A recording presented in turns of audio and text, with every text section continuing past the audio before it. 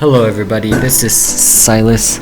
I designed most of last year's yearbook, and so I know a good deal about Scribus, and so I will show you a lot of the things that I learned last year from this new open source software that I had to learn from scratch last year. First, let's make some text. This is the text tool. You can draw a frame, just double click inside, and I have added some text just like that. When you're done, click outside of the box so that you're not in edit mode anymore. You can tell if you're in edit mode by the blinking cursor, and you can tell if you're out of edit mode by these red boxes in the corners. To edit your text, you select the box and you push F2 for your properties window.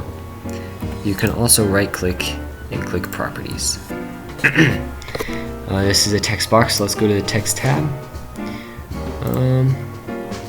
You can change the font. You can make it bold or italicized if that's an option, which it isn't here, but if it was an option it would show up here. You can increase the size. You can increase, hold on, if there's multiple lines of text in your box, you can increase the line spacing, or you can opt for automatic line spacing, whatever you have space for in your page. Sometimes automatic spacing is too much. You can right justify it, center it, left justify it, etc. To change the color, you go here and you select your color. You can underline it, underline words only, subscript, superscript, all caps, small caps, strike through, outline, shadow, and reverse. I don't know why you would ever use that, but there it is. So I use outline a lot to bold the text if there is no bold option. See, I just selected outline. I clicked and you click the button and hold it to get this little line width percentage box, and then you can customize how bold your text is. That's very helpful if there is no bold up here, like there isn't for me. You won't use style settings.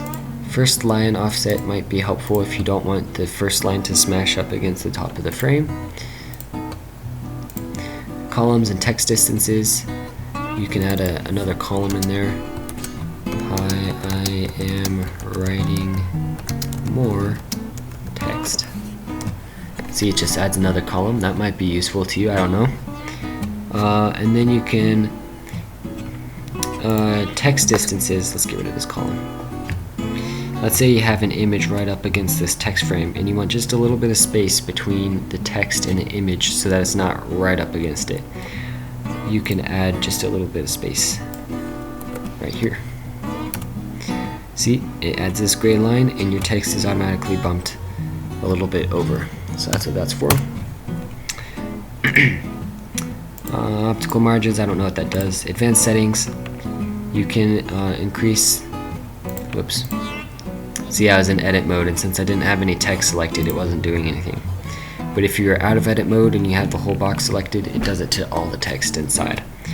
You can adjust space between letters. You can adjust the width of the letters. You can see it's stretching there. You can adjust the height of the letters. Don't go overboard with that.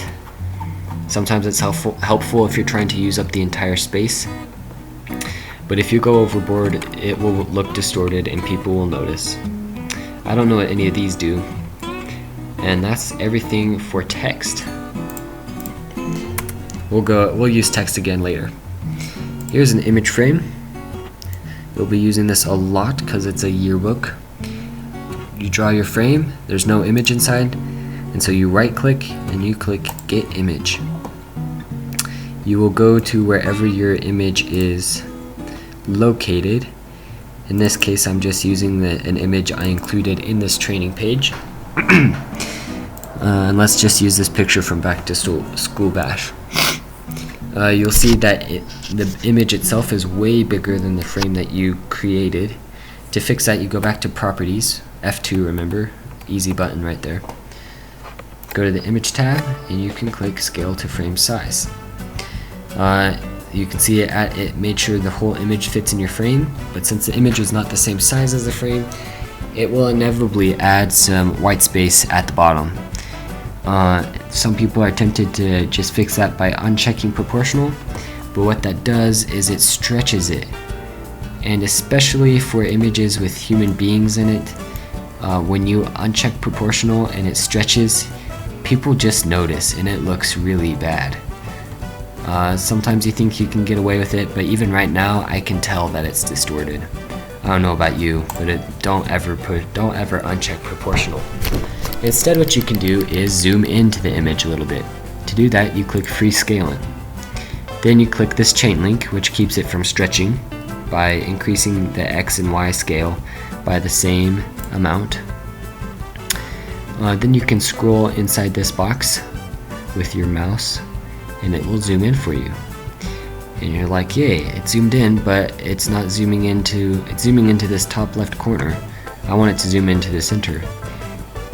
Well, you can, excuse me, you can double click inside here, almost like editor mode with the text frame. And after you double click, you can click and drag the image around, which is nice. What if you wanted it to match up exactly with the top right corner, or like the exact center? You might find a need for that. There's a trick. You can go to Script, Scribus Scripts, and align image and frame, and you can select which corner or center you want it to align to. Let's just align it to the top right corner. Oops, what am I doing? Here, let me do it so that it's obvious that it's doing it.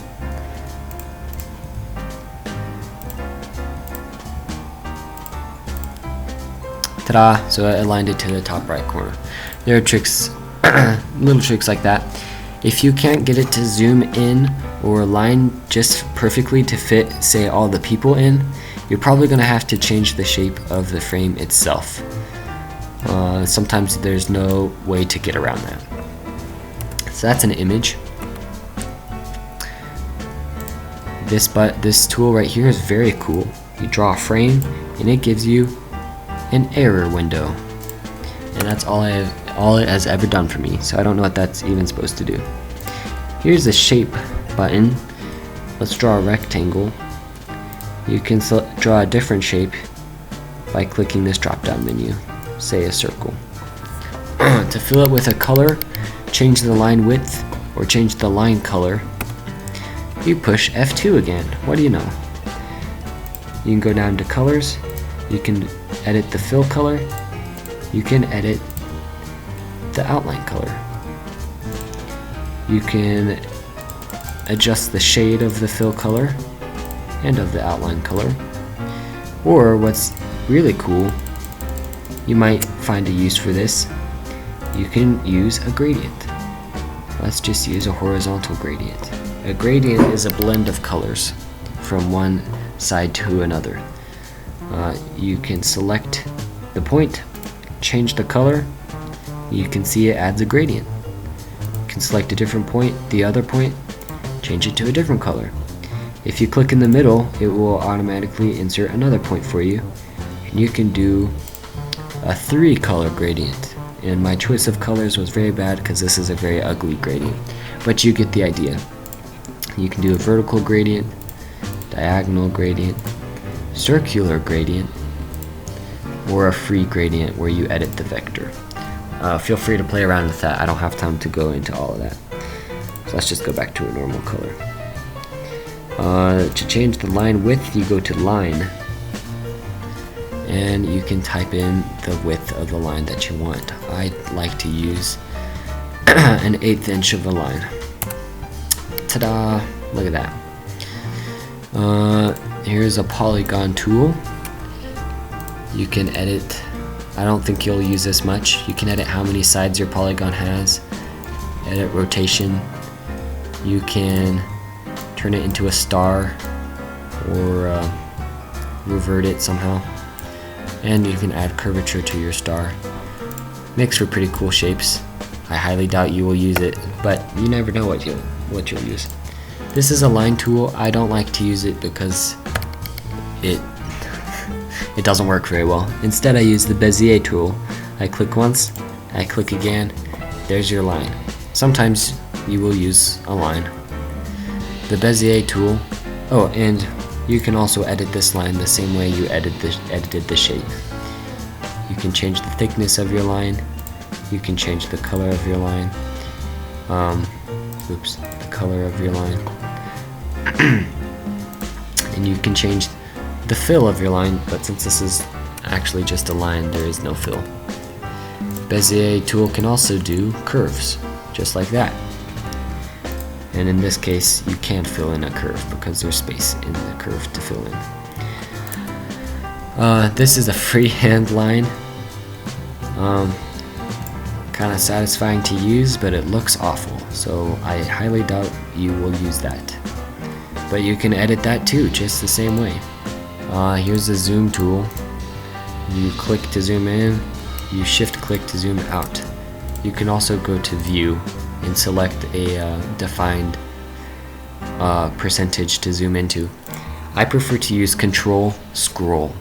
Control, hold down control and scroll with your mouse.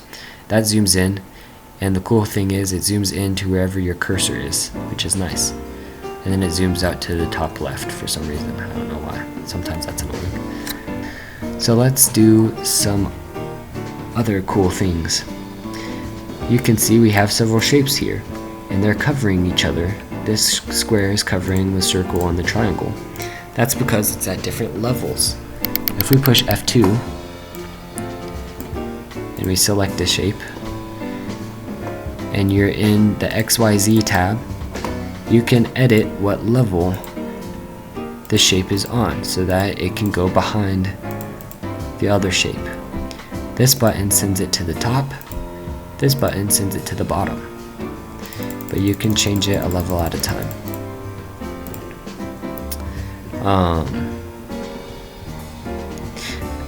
As you can see, I can't select this yellow circle, and that's because it's on a different layer.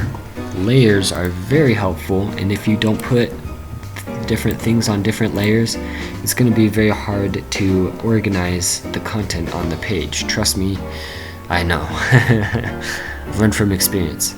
So you'll see this content, this yellow donut was on the layer called Content 2, not background.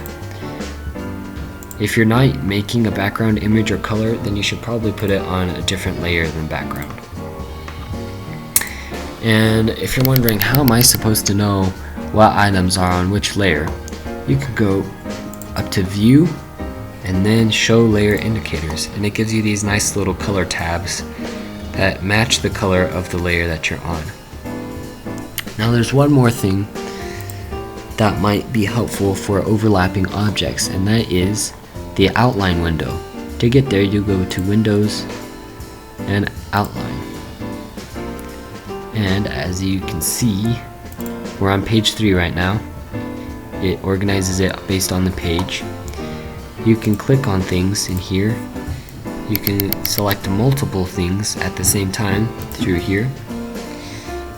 And there's also this polygon right here that you can't tell what it is. That's because if we move it to the front, it was hidden behind all the shapes. So an outline helps keep track of things you might lose behind other content as well. You can also select multiple things by just clicking and shift, hold down shift and click again. That's how you can select multiple things at the same time. Look, we got a little smiley face out of that. That's nice. Alright, here is Tux the penguin. He's the mascot for Linux operating system. Well, let's turn off this layer indicator. Let's see what we can do with him. He is on top, he's on low content 2. He's on top of an image. Let's just say this is some fancy design that we like. We can go to colors And we can change the opacity so you can see the image behind it. Opacity just means how transparent it is. It's transparent or opaque. So this is transparent and this is completely opaque. Another thing you can do, which is really cool, is blend mode. What a blend mode is it takes the pixel value of the top layer and the pixel value of the layer behind it by each pixel, and it does certain mathematical algorithms to it to get to produce different effects. You don't have to know how it works. You can just click through them and choose whichever one you like. Darken, lighten, multiply, screen, overlay. You can look through all of them. Here's color. If you had black, then color changes it to black and white. We had it set to pink, so it's pink and white and black. You know what I mean? So that's pretty cool. Let's just keep it on pink and white. Let's multi-select these. So we select that, shift select that. Now what if we wanted to duplicate it? You can either go to item, duplicate, but what's really easy is Ctrl D. That's another keyboard shortcut that is worth learning. Ctrl D. It duplicates it and puts it exactly on top. And if you drag it out of the way, there you are. You have a duplicate version of it. Now, let's mirror it. Let's get them to be a mirror version of each other. We can go to Properties with the F2 button, and we simply click this flip button. You can flip it horizontally, you can flip it vertically, and you can flip it both ways. So that's pretty cool. If you want to lock something so that you can't accidentally select it and move it like that, like say you're trying to move the image but you accidentally click that and you move that, you can lock it by clicking this lock button. You can see the red squares in the corners disappear. That tells you can't move it no matter how hard you try. Very helpful sometimes until you forget that you've locked it and you're like, what's going on? Is Scribus glitching? Yes, that happened to me. It took me forever to figure out. But it is useful.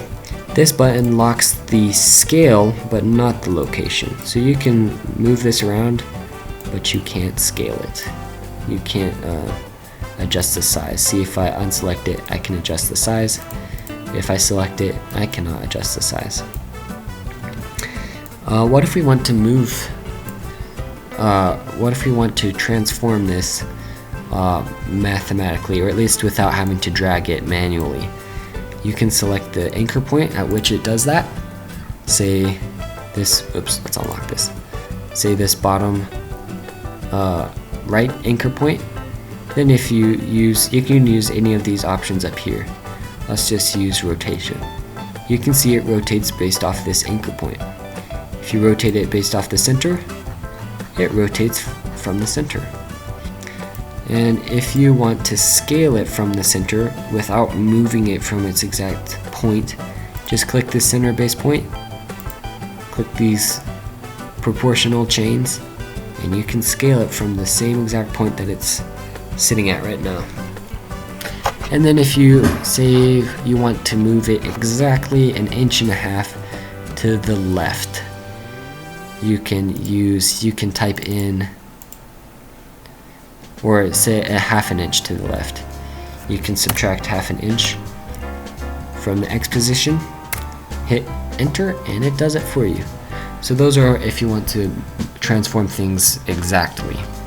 Right here we have text that we want to go to wrap around the shape without overlapping.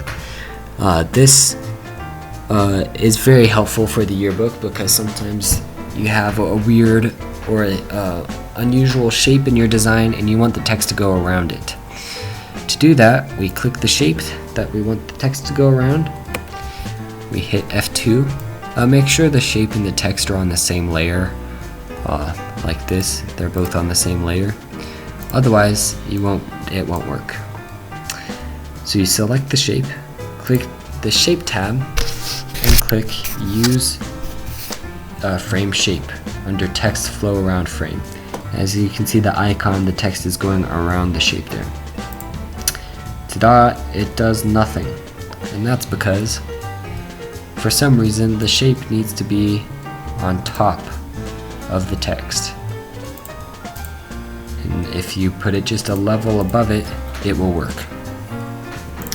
And now the text wraps around it, but it looks very ugly. There's like almost a full line of missing space there and there. There are several things you can do to fix that. Hold on, but before we get there, let's just go through all the options. Frame shape.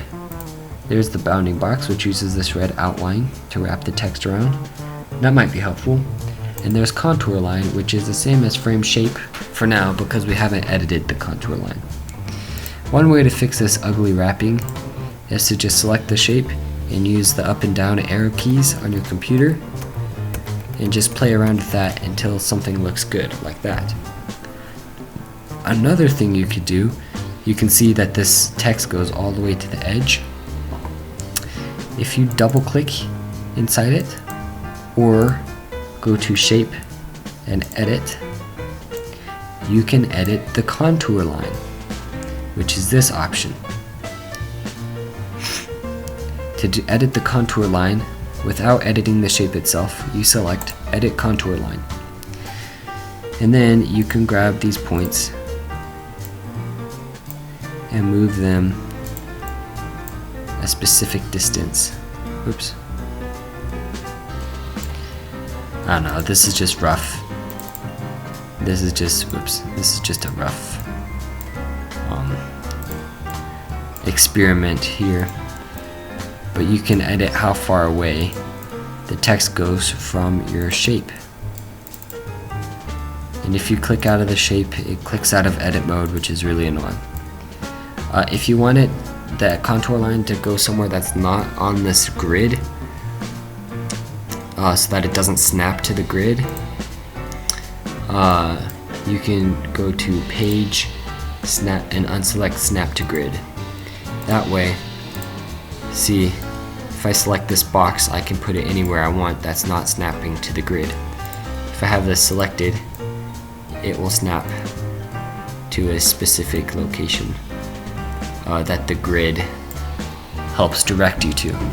So now you can see with this Use Contour Line, the words are almost an equal distance spaced from the shape, which is nice.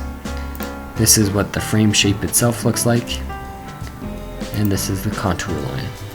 Let's try to put text along a curve. Say you want text to be like wavy around the top, along the top of the page.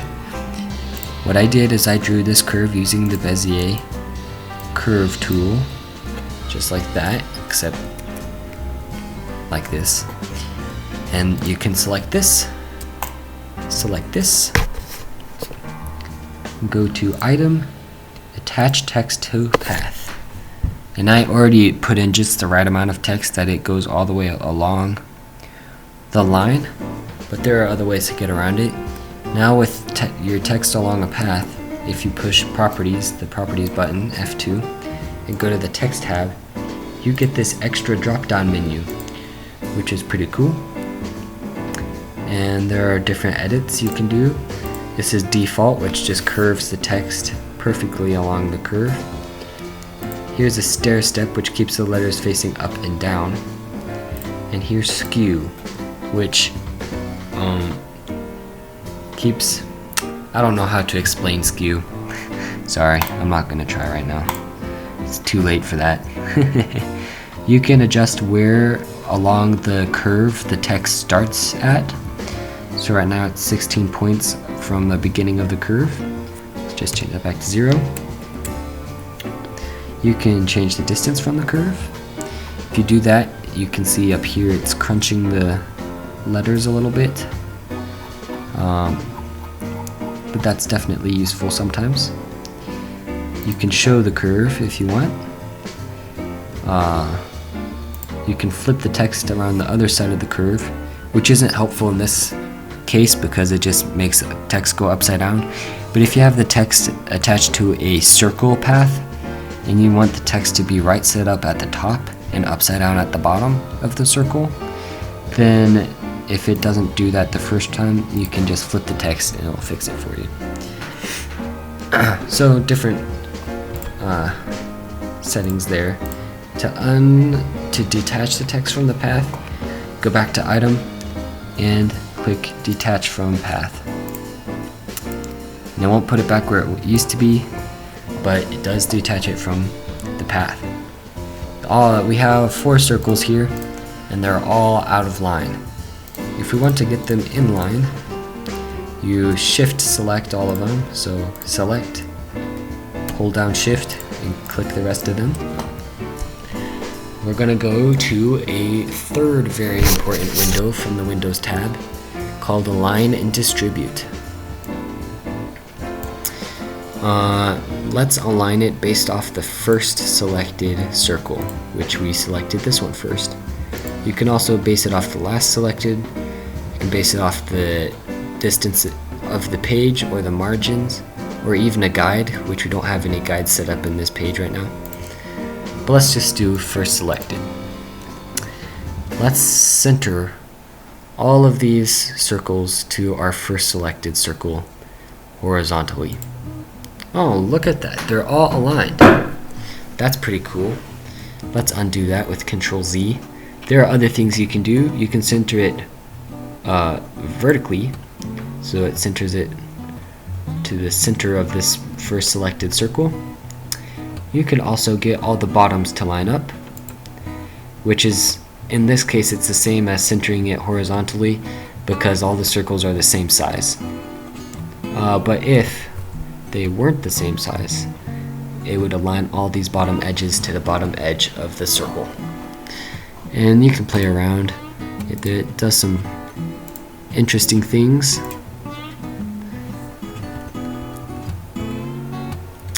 Let's just align them right here.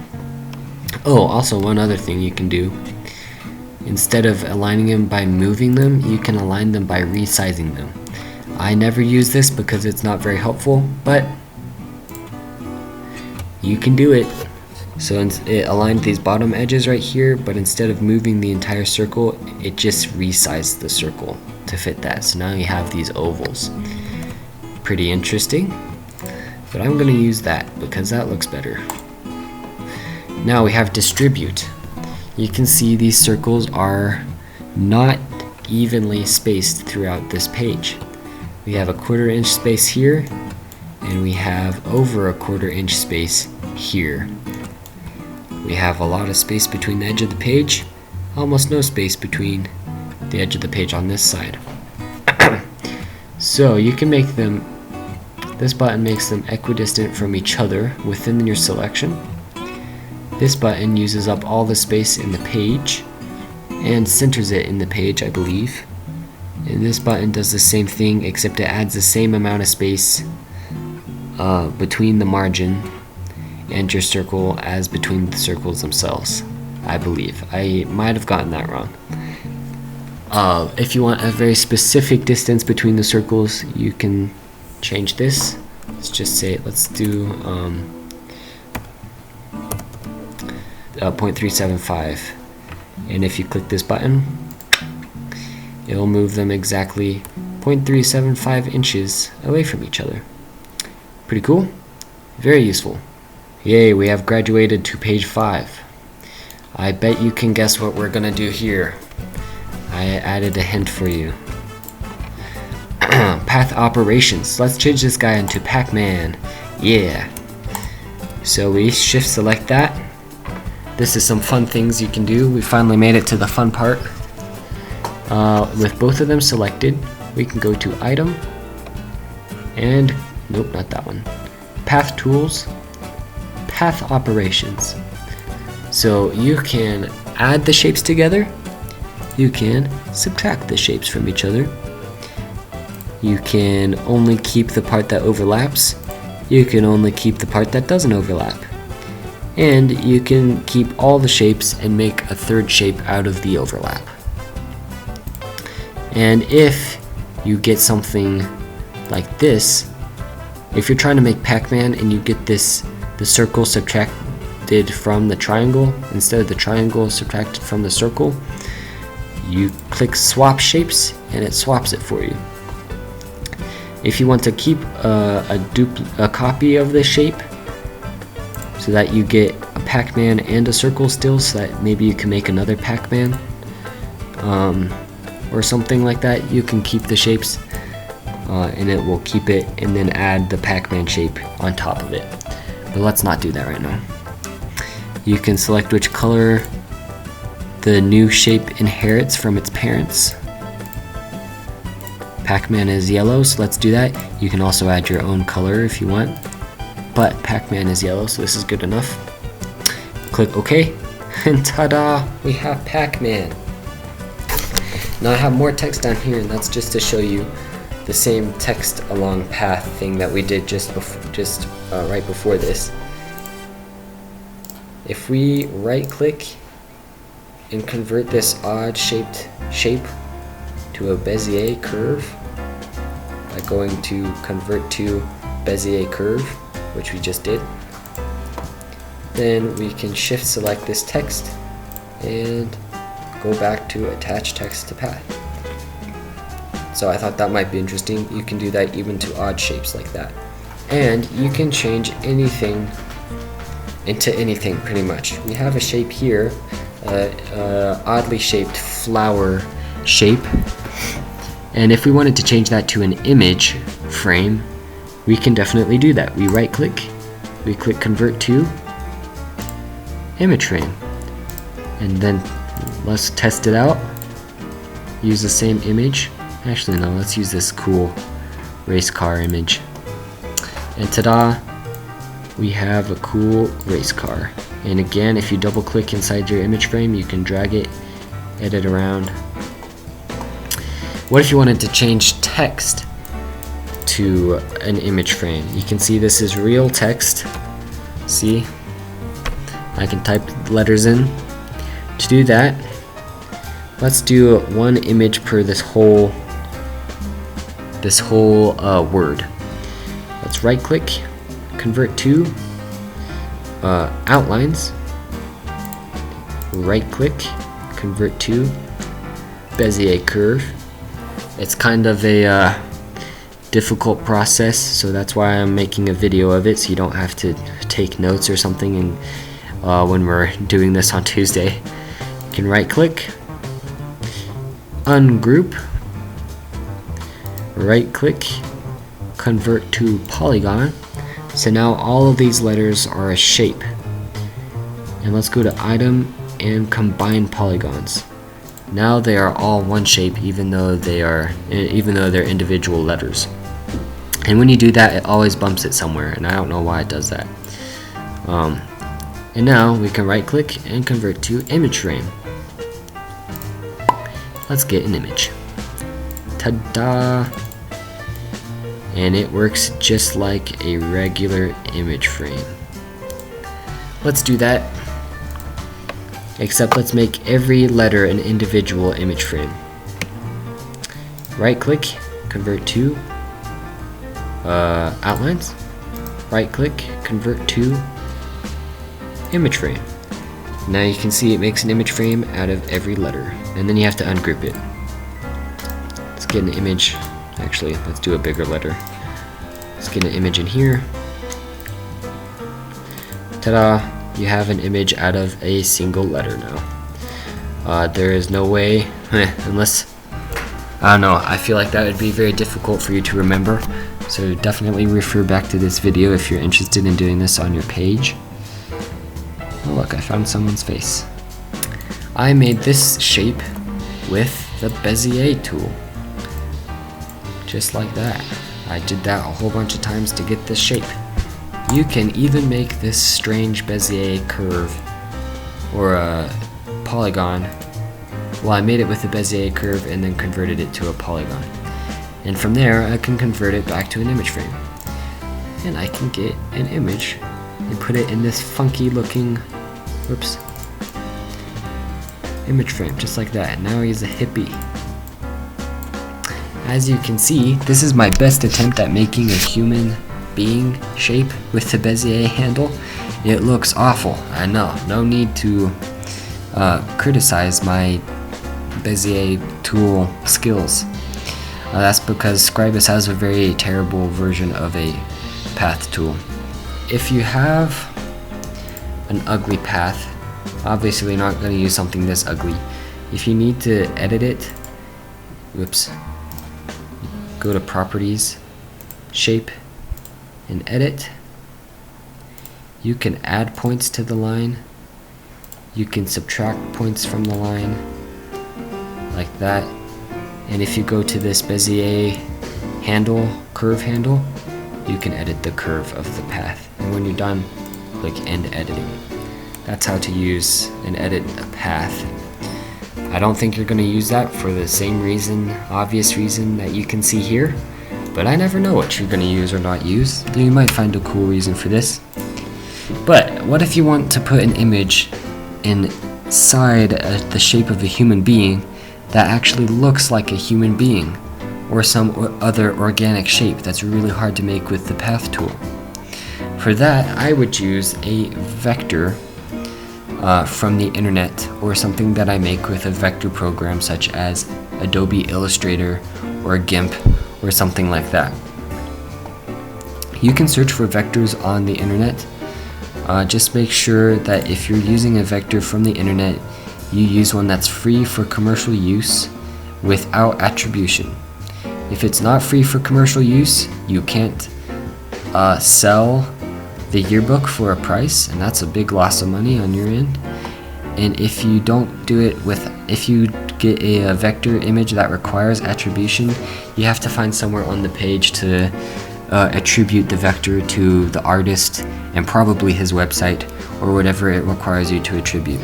And we don't have room for that on the yearbook. So you have to find one that's free for commercial use without attribution. I have included one of those in the same training page folder that you started off with to get to this training page. And it's called icon finder something something something.svg. If you click that and click OK, it'll give you this add it icon, and you click somewhere in the page and it gives you this pretty cool vector.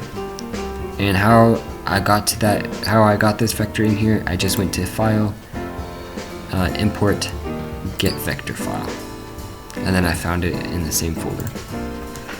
So now this is someone else who used a better program to make a path that looks a lot more realistic than this ugly alien dude that I made up there.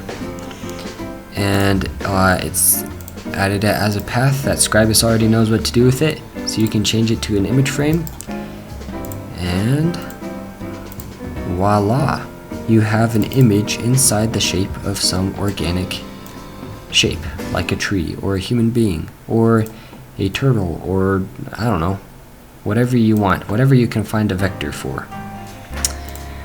Cool, we have finished this entire training page, and there's more that I'll go over with you on Tuesday. Chances are you're watching this after I met you guys on Tuesday. But let's just do the same thing we did on Tuesday. Let's save this into a new folder so we can send it to Katie for approval. We're going to click File, Collect for Output. Don't click Save, or else she's not going to get any of your images. Collect for Output. You choose which folder you want to save it to. I'll save it in the same thing that the training page folder is in. I'm just going to call it Completed Training Page. Yeah. Remember to include fonts and include color profiles. And then you click OK. Now let's go to the folder that's saved to. We went to Documents, CP Yearbook, and Completed Training Page. You see it saved it as a folder and not just a single file. If you click in the folder, you'll see it saved the pictures that we used. We used both of these pictures. It saves the font that we used. It also saves your color. And if you want to open up the page again after you've saved it, make sure you open up the .sla file. But the .sla file will bring you back to here. And so that is the way you should save your files. And that's also the end of the video. Again, if you want to go back through the video to find something that you're interested in, my future self will leave links in the description so you can snap straight to that time in the video, in the timeline, so you don't have to watch through the whole video to find it.